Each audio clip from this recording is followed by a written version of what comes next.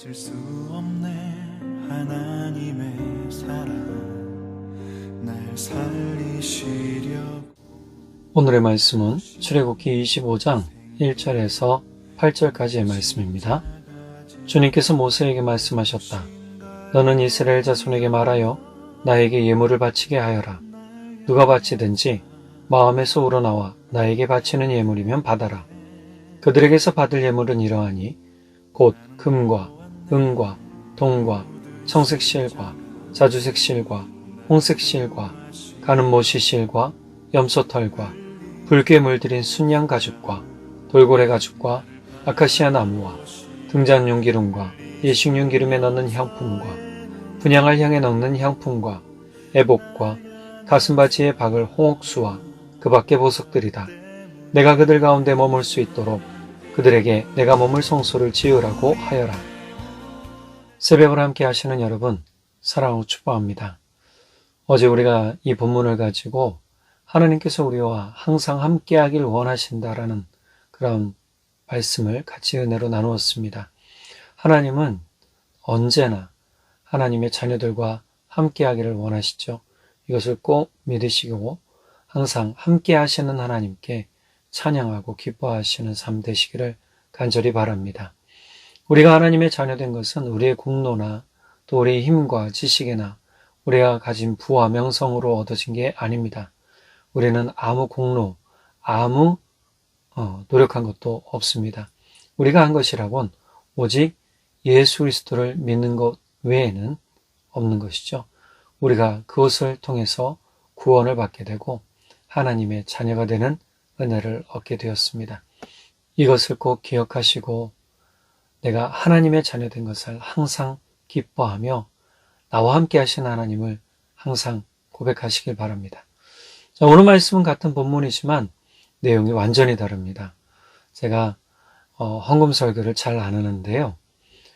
강요하는 것 같아서 그렇지만 사실 오늘 본문을 보면 하나님이 말씀하신 핵심을 우리가 안다면 헌금이 얼마나 우리에게 기쁜 일인지를 알게 해주고 또 복된 일인지를 알게 해주는 그런 말씀입니다.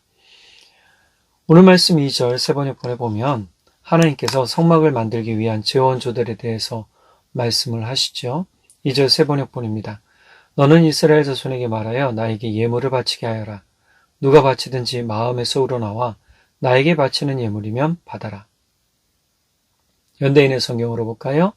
너는 나에게 예물을 가져오라고 이스라엘 백성에게 말하고 기쁜 마음으로 바치는 자들의 예물을 받아라. 하나님은 예물을 바치는데 강요해서 모든 사람들이 공평하게 내라고 얘기하지 않으세요.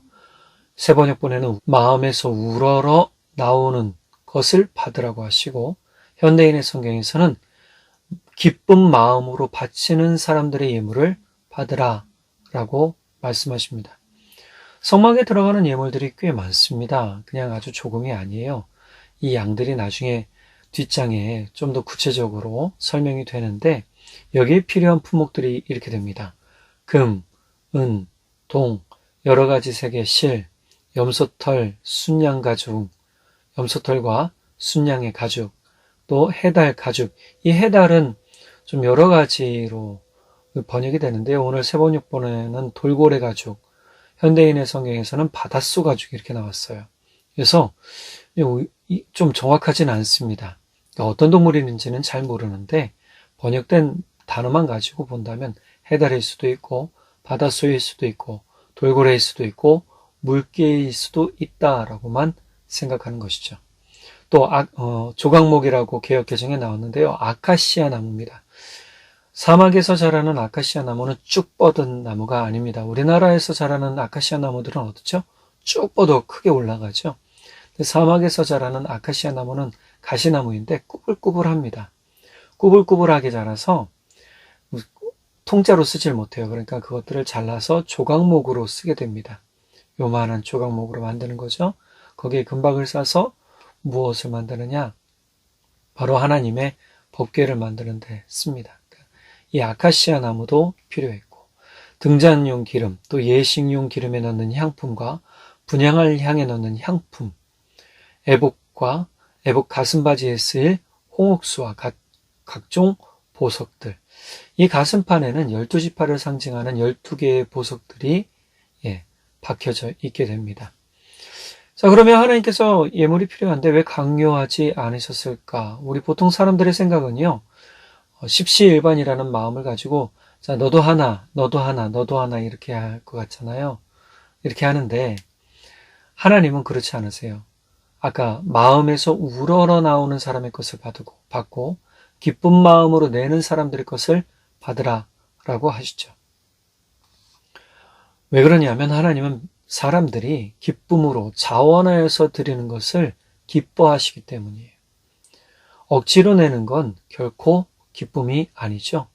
사실 우리도 헌금에 대한 이야기 듣다가 시험에 드는 사람들 꽤 많은 거 저도 알고 있습니다. 근데 제가 진짜 신앙에 들어가고 하나님을 온전히 믿기 시작했을 때 시작한 것이 뭐냐면 11조예요. 11조부터 정확하게 드리자.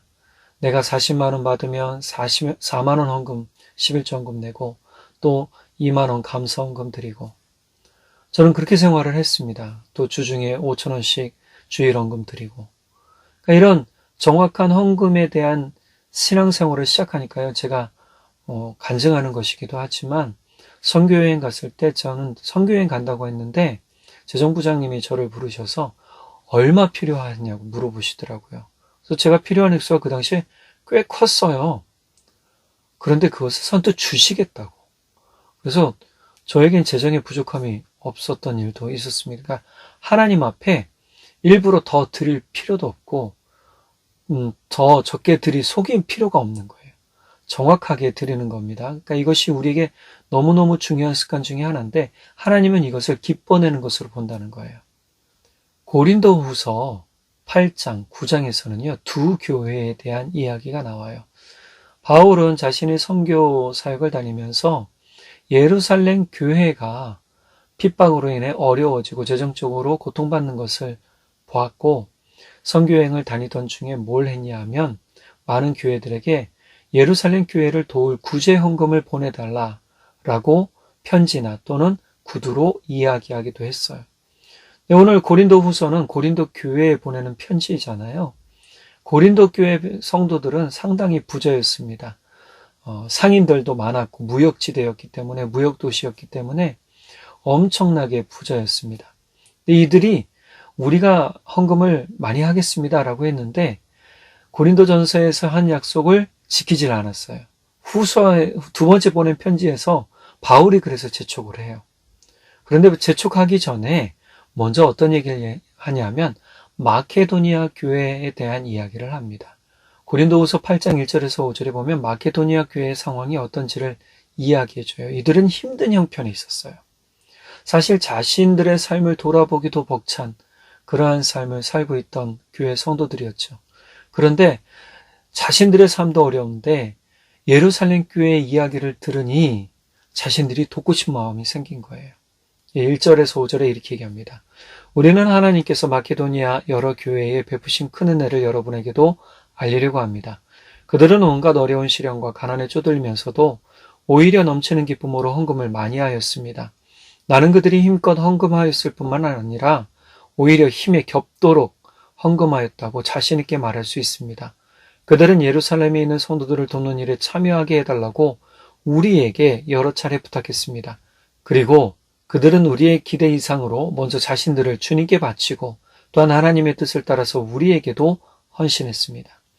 마케도니아 교회 교인들이 어렵고 힘든 상황 가운데서도 예루살렘 교회 성도들을 돕겠다고 많은 헌금, 진짜 바울이 기대했던 것, 생각했던 것 이상의 헌금을 했을 뿐만이 아니라 예루살렘 교회를 돕겠다고 자원하는 자신의 삶을 시간을 자원하는 사람들이 나왔다라는 거예요.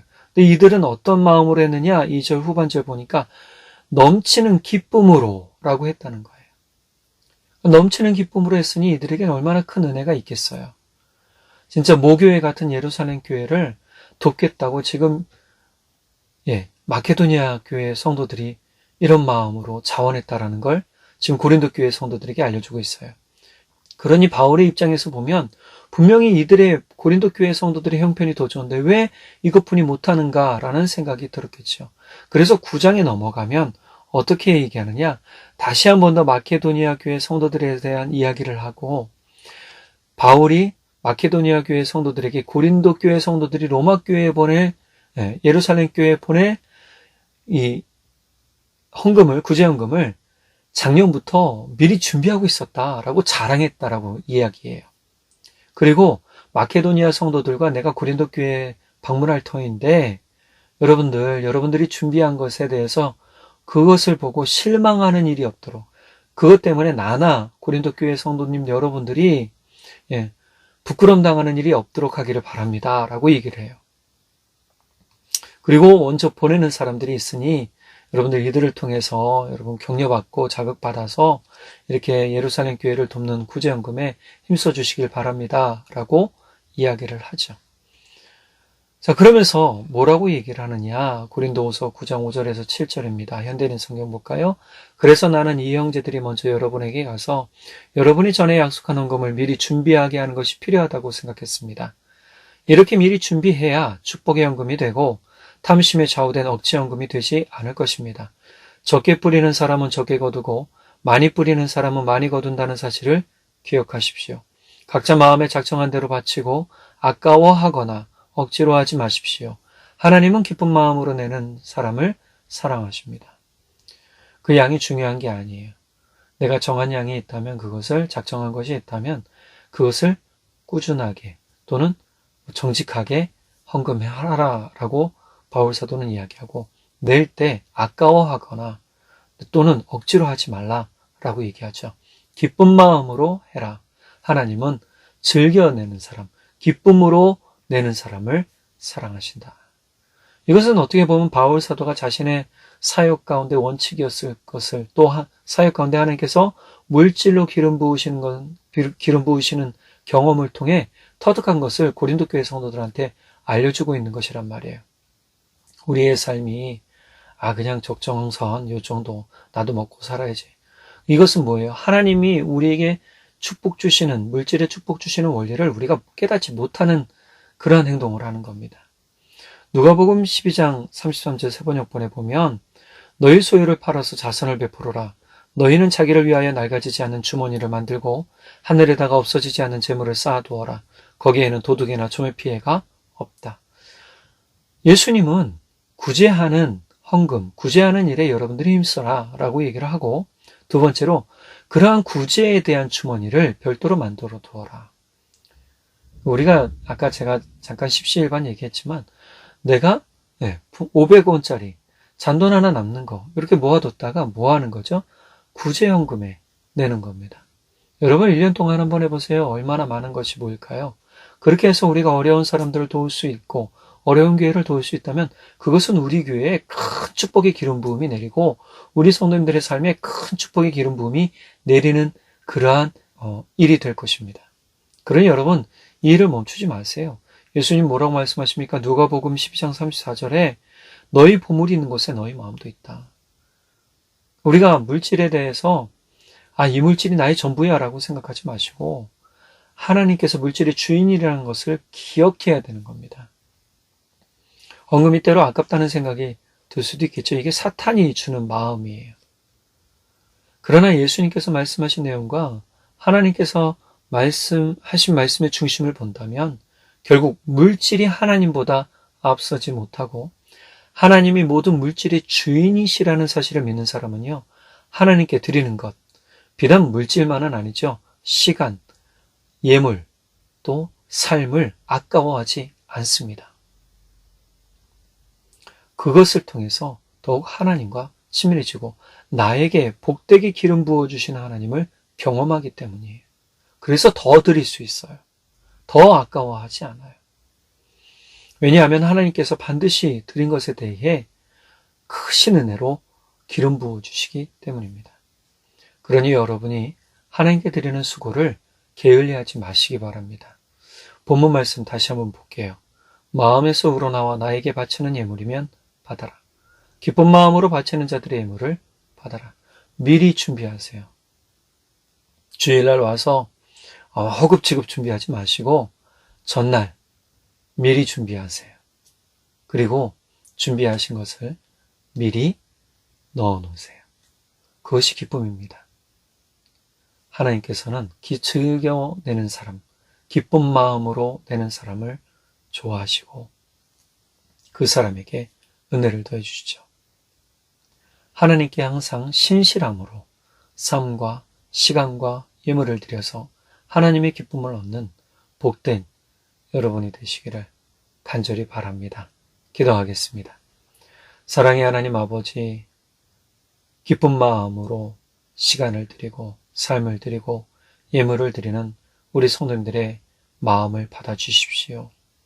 우리 성도님들이 늘 기도하며 미리 준비하게 하시고 그것을 통해서 즐겨낼 때에 하나님께 드릴 때 하나님 우리 성도님들의 삶과 가정과 직장과 사업장에 크신 은혜를 더하여 주시고 주님을 더욱 사랑함으로 말미암아 모든 드리는 것이 아깝지 않고 더욱더 기쁨이 되는 큰 은혜가 임하도록 성령 하나님 기름 부어 주십시오.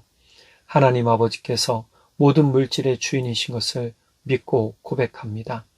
우리가 드리는 모든 것에 주님 은혜를 더하여 주시고 주의 소망과 주의 기쁨이 충만한 삶이 되도록 주님 붙들어 주십시오. 우리를 영원한 생명 가운데 인도하시고 소망 가운데 인도하시는 우리 주 예수님의 이름으로 기도드렸습니다. 아멘.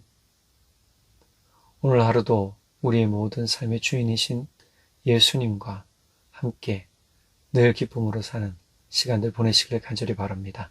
사랑하고 축복합니다. 잊을 수 없네 하나님의 사랑 날 살리시려고 주신 생명 내 십자가 지고 오르신 갈보리 언덕 날 향한 사랑 때문에 나는 보았네 피 묻은 십자가